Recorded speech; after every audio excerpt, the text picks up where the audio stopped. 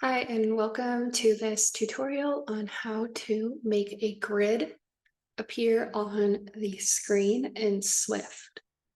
So right now I have an Xcode project open and I created a custom class called Grid, which inherits from CALayer. This class has these three private properties because a grid has a number of rows, a number of columns, a width and a height. I made an initializer that sets these properties equal to whatever's passed in to the initializer. And I set the width and height of, I set those properties width and height equal to the width and height of the UI screen by accessing uiscreen.main.bounds.width and uiscreen.main.bounds.height. Then I called the initializer of the superclass, which is CALayer, set the frame of this layer that we're making to this CG rectangle and also assigned the width and height according to the UI screen, the width and the height of the UI screen. And finally, I set the background color to red so that I could make sure that when I ran this program, the view controller would be able to, when I ran this program, I'd be able to see what I'm making in this custom class.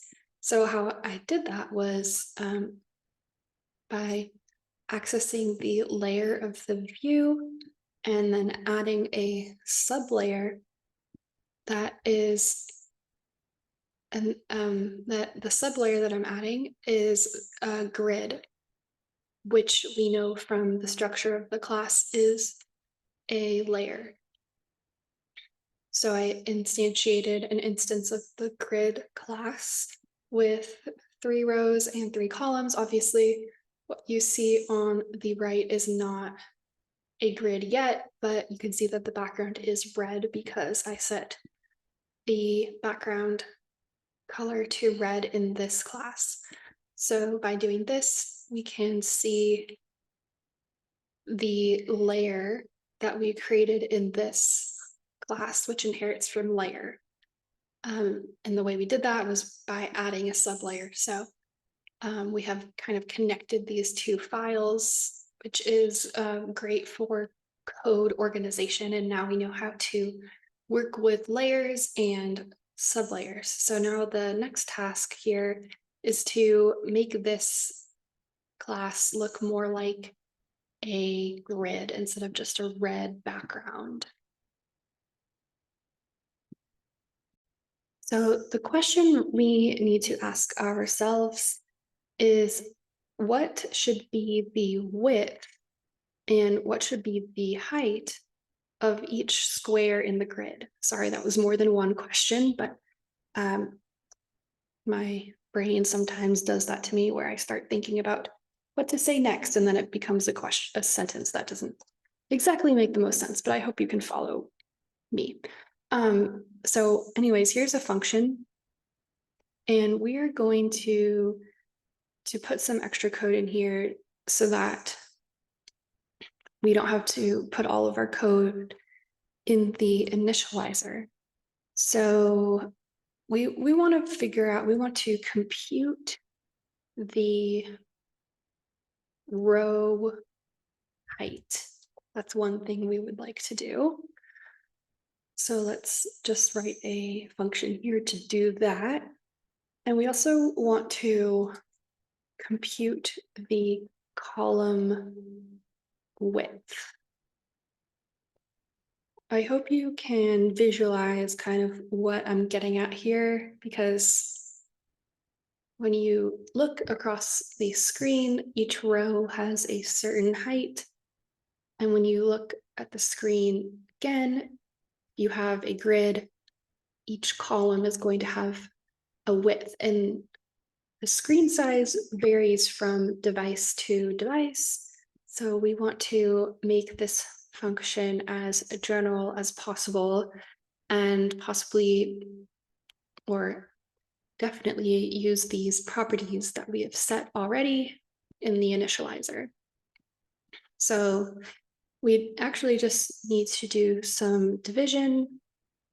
And let's think about how we can do that. We could divide if we're going to compute the width first, we could divide the total width of the screen by the number of columns that we want. So we're allocating a column. So say we want 3 columns. We would be dividing that width into 3 different pieces if we were to divide by 3. And I think that's really what we want to do here. And I'm going to return a CG float.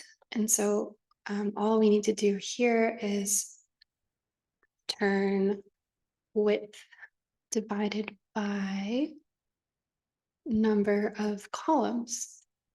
And I think that's it. Hopefully, apparently division is not done like this in Swift. So I need to actually look that up. 1 second. Oh, the problem isn't that this is the wrong operator.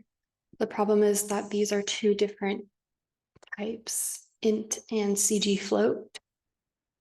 So what I can do is cast the number of columns to a CG float. Hopefully that will get the error to go away. It does. So now these 2 have the same type of CG float, and Swift is not complaining. We can apply the same reasoning to our compute column width function. So we want to take the entire screen height, divide that into the number, divide that by the number of rows that the user has specified, or that the programmer or developer has specified. So CG float num rows. So this is complaining because I forgot to return CG, indicate that this function returns a CG float.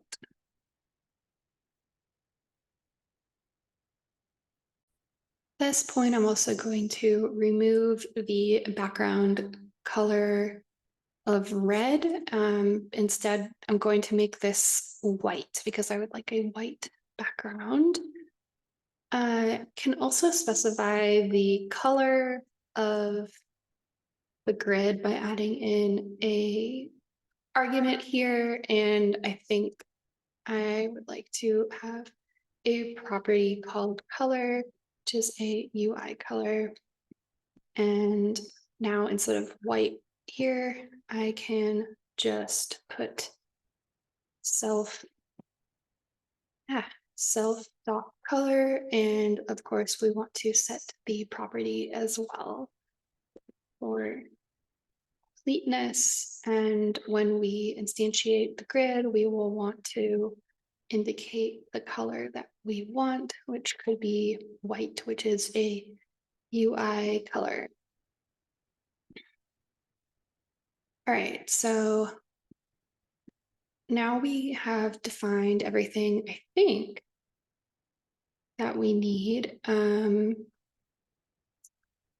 Oops.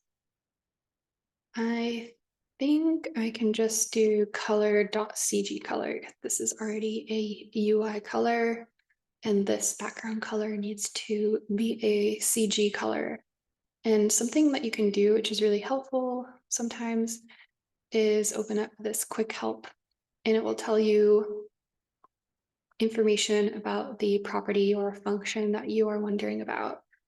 And you can see it's an optional of a CG color, but we don't have to really think about the fact that it's optional right now. Okay. Okay, so now we want the grid to appear on the screen, and now we need to think about how we want this grid to appear. Personally, I would like to draw some lines on the screen. So going to investigate some of this drawing functionality that's available within Swift, which is pretty interesting. So to begin, let's see if we can override any functions that are related to drawing. So we do have two available to us, draws asynchronously and draw in. Draw in seems like a better choice. Its description is quite helpful, which is draws the layer's content using the specified graphics context. So we're definitely going to need a graphics context here. So we'll be learning about that. Fortunately, the graphics context is already passed as a parameter into this draw function, so we don't even need to concern ourselves with how to access the graphics context in the first place. We can just use this CTX name here. And so, yeah, let's get started with assigning the we'll just get started. Okay, so we want to define the colors of the lines in the grid eventually, which are going to be equal to the color of the grid. We might as well do that now. We could say let line color equal color. This needs to be a CG color because we're going to use this function called set stroke color, which takes in a CG color. See, it sets the current stroke color in a context using a CG color. It's interesting that they said context instead of graphics context, so maybe I should be using the word context instead of graphics context. So color, and that color is line color. And to think of it, I probably didn't need to make this separate variable here, so I could have just said color dot CG color, and now we just have one line, which is great. We also need to set the line width for our grid, which is going to be done with this set line width function. Description here is sets the line width for a graphics context. Interestingly, the graphics is specified for the graphics context. Anyways, let's set the line width equal to 2.0. I guess I could make that a property just for just to practice good programming practices, because one likes to practice those kinds of practices.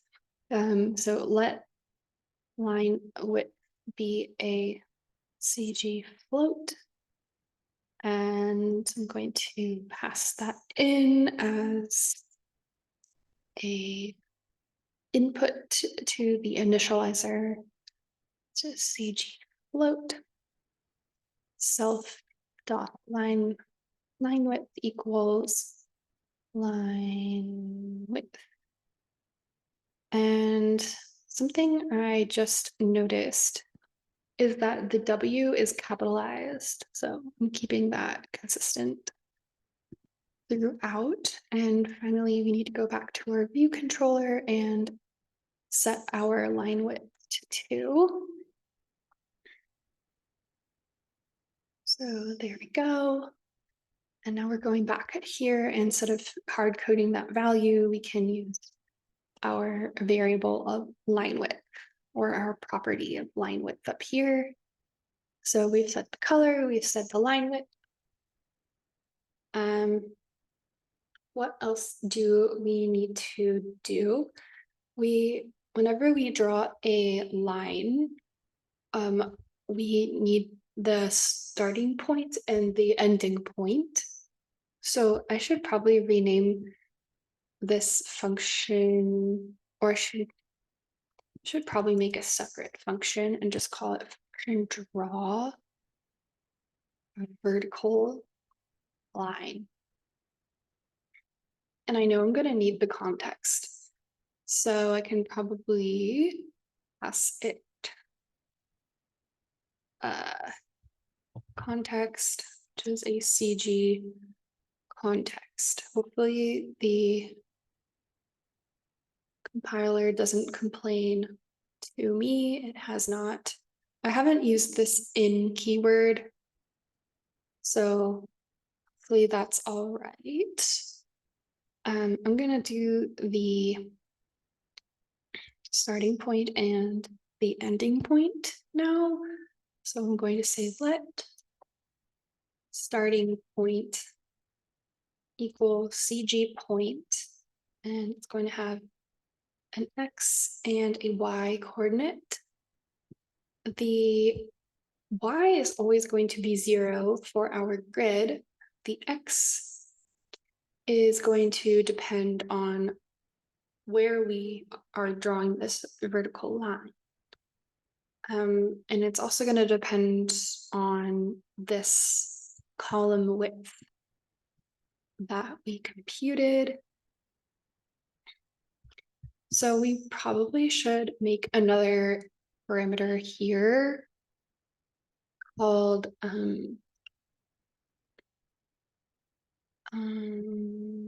what should we call it?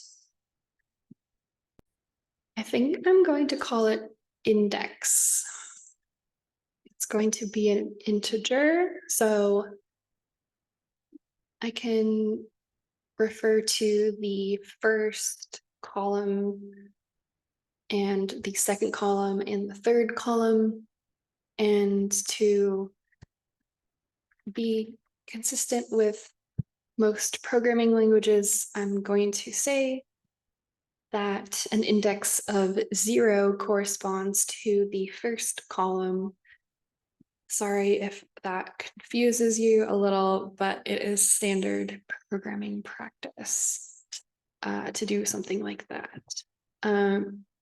Unless you're coding in a different language. And that is enough on that particular point. All right. So anyways, the point is, what is our X value? It's definitely not equal to the index itself.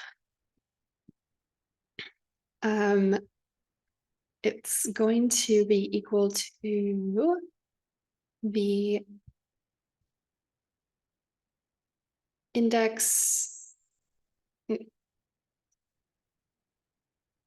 Let X value, so say the index is 0. We're actually going to end up wanting to add 1 to it so that we know we're in the first column. I'm drawing the rightmost line of the first column instead of the leftmost line, which I'm just going to ignore because the screen itself is curved. So it would perhaps look a little weird if I were to draw a line that's on the left. So I'm just going to draw the right lines of each column. So that's why that's the real reason why I'm doing this +1 here. And we need to, I believe, scale it by the width. So say for the first column, we want to draw the first line at the first width value.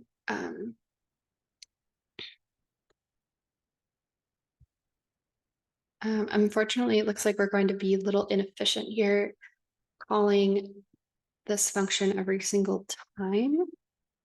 We want to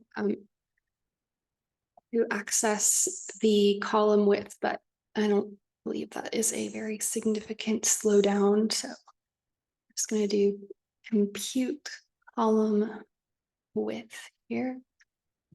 And this should be the right position. And we need to also cast this to a CG float so that the compiler is all right. And let's make this an X value. Okay. So we have our starting point. Now we just need our ending point.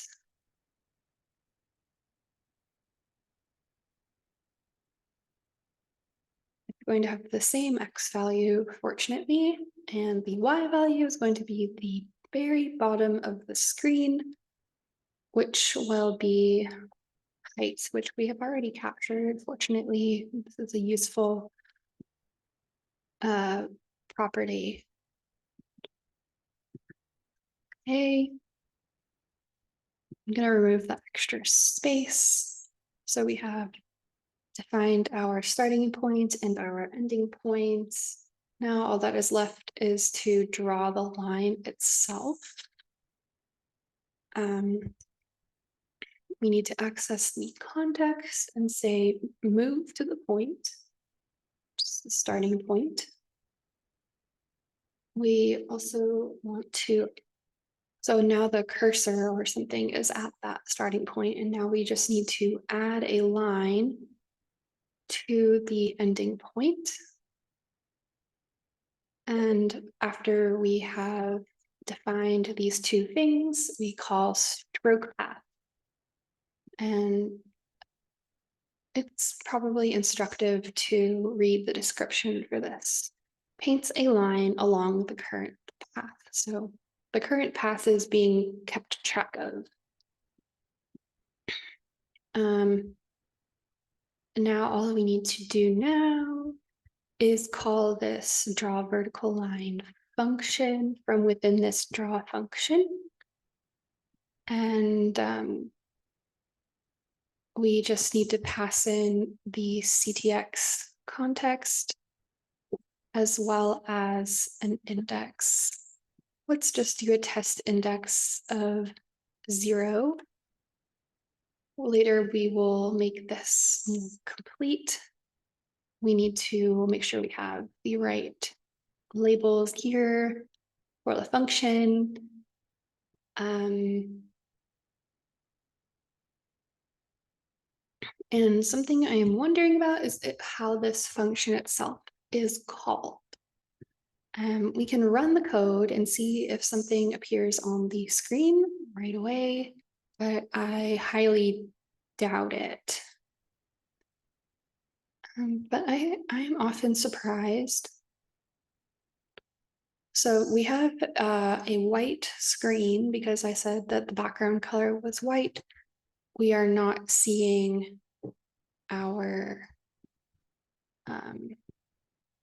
oh, you know, our stroke color is white. I don't know if any of you caught that before.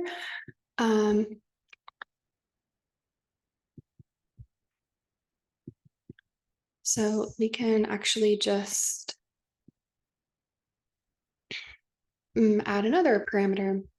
So now this color is too vague, and that was kind of the reason why I got into this issue. This is vague. We need to say this is our background color.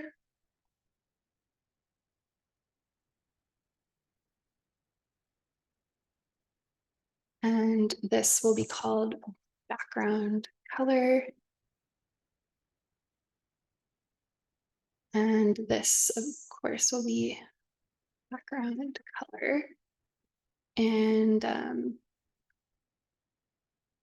Oh, it doesn't like that property because that's a property that's used um here as a property of this class. So we don't want to override that. What is another name for background color? Okay, I'm just gonna go and say main color or primary color.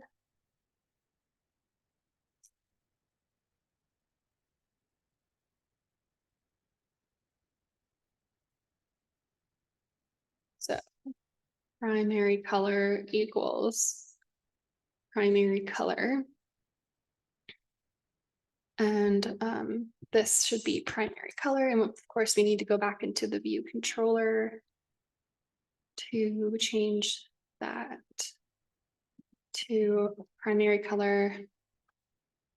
And then add an additional parameter, which will be line color, should be black.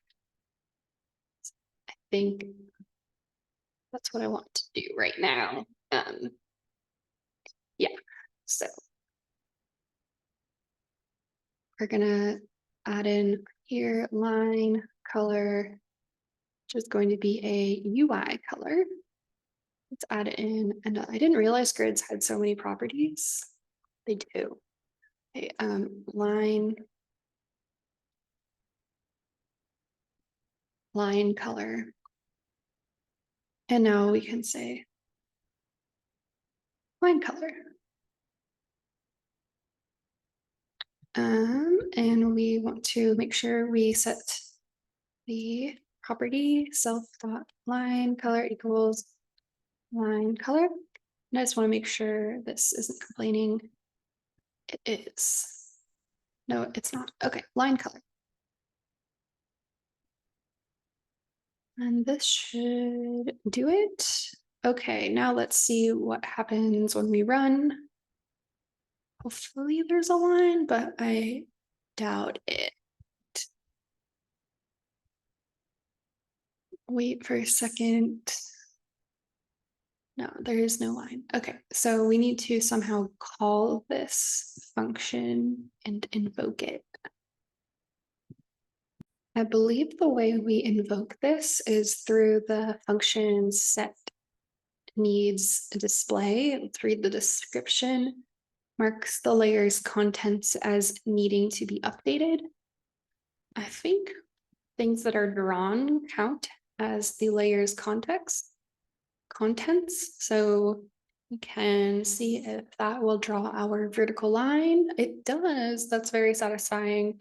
It's also further to the right than I anticipated, which is a little embarrassing. It suggests that I did something wrong logically, but we'll figure out what that was in just a second.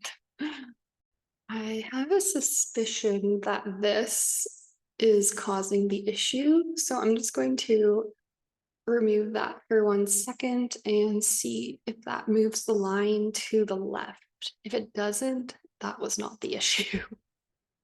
Okay, so that wasn't the issue, unfortunately. I might want to print out the width and also the column width. So I'll do that next. All right, so I'm going to print out this quantity here. This could be calculated incorrectly. And okay, actually this quantity, sorry, compute column height.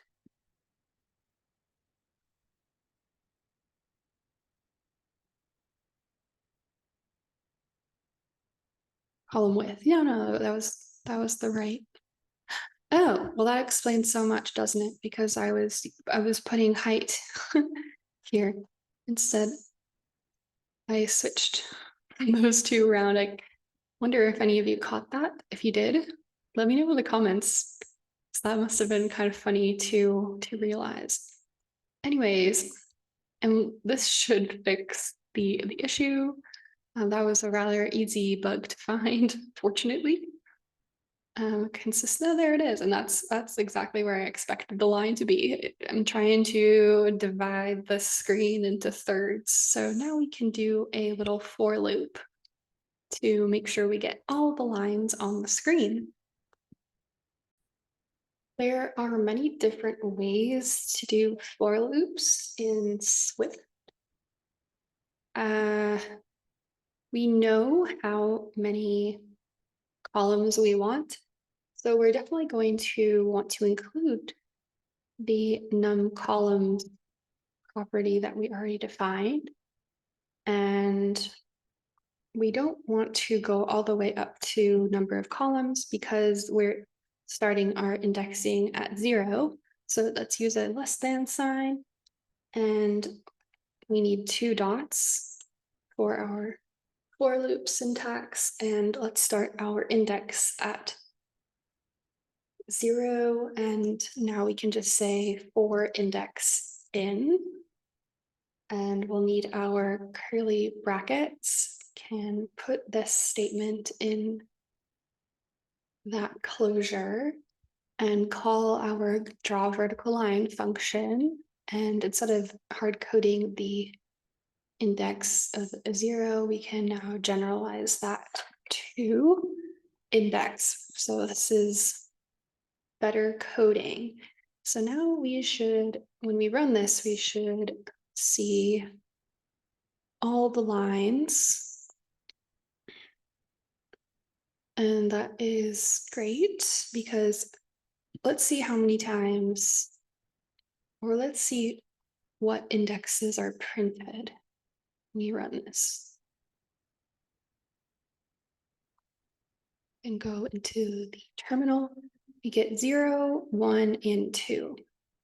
So interestingly, the rightmost line is drawn for the third column, sorry. So yeah, this is the first column, this is the second column, this is the third column. So there is a black line that is being drawn here. To prove that to you, I could do something like -10 just for show, and then take away that -10 because we definitely don't want that in our code. See that extra line that pops up?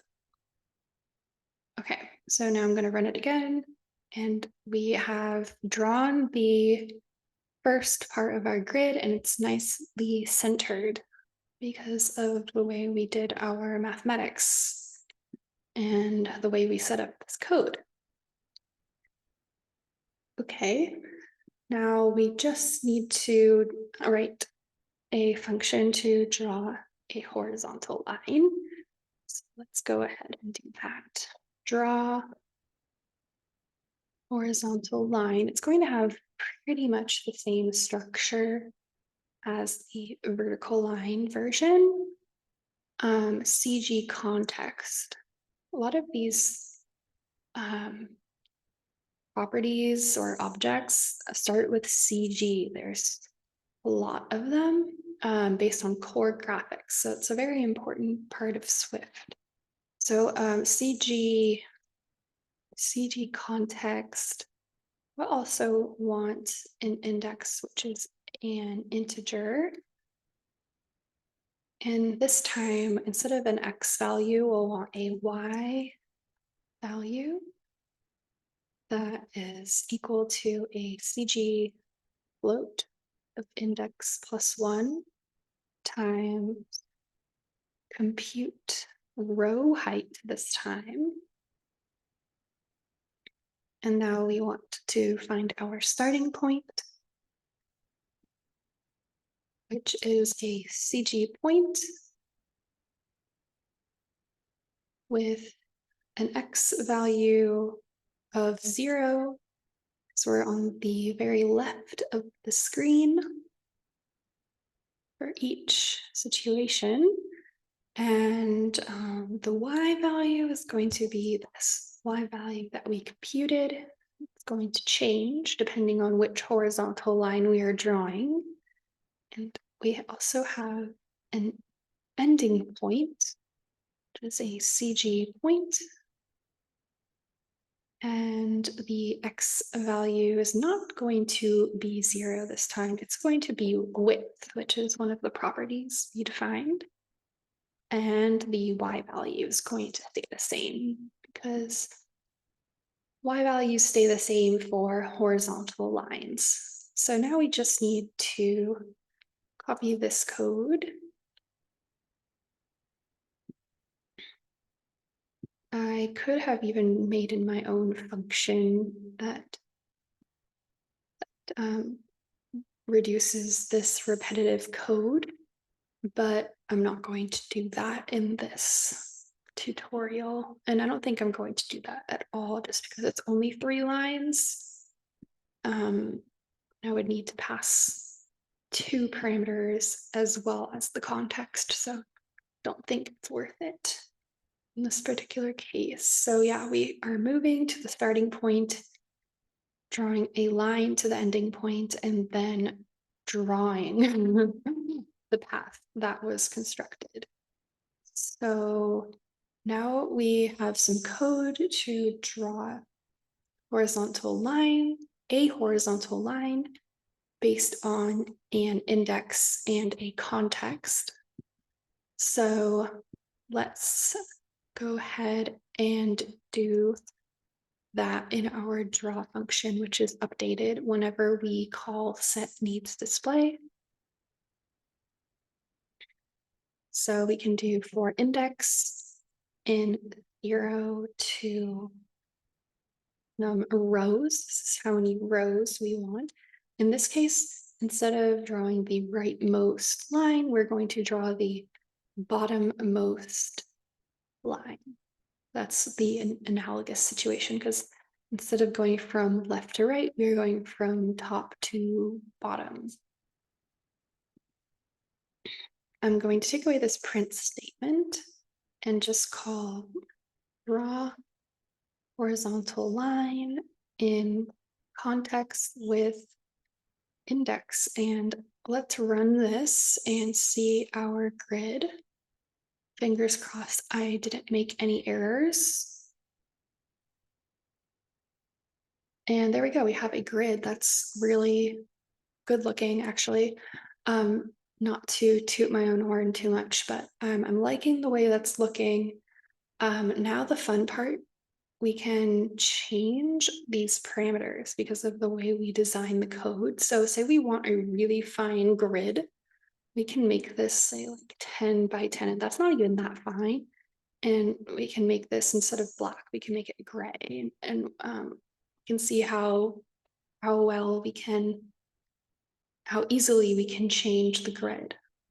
Yeah, so that looks pretty good. It's definitely not squares. That would require some code modification, but as a first go, I think this is a pretty good code for drawing a grid. And I hope you enjoyed this video. If you did, don't hesitate to leave a little like or a comment, and please do subscribe to my channel. Thanks for watching. See you in the next video.